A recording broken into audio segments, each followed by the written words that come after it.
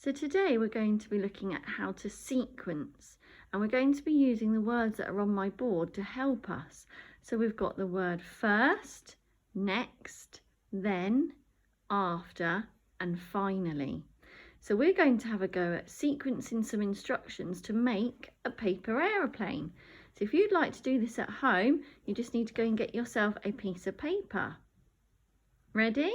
So first, fold your piece of paper in half.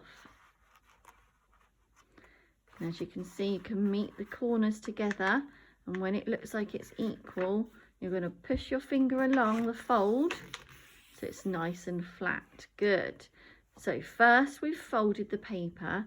Next, we're going to fold two of the corners down.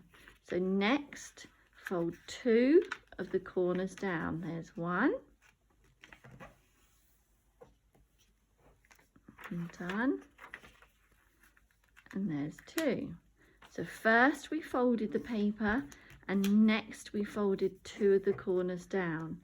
Then we need to fold the sides in. So fold each of the sides a little bit trickier. It's a good idea to hold it at the top. That's it.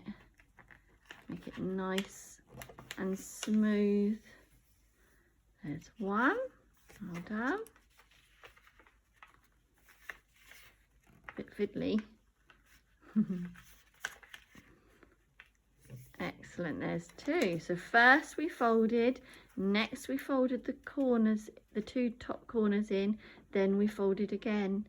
After that, you're going to fold it. Well done. And you're going to fold each of your wings up.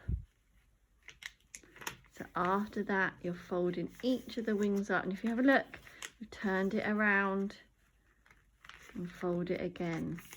Excellent. Well done. And finally, you can throw it.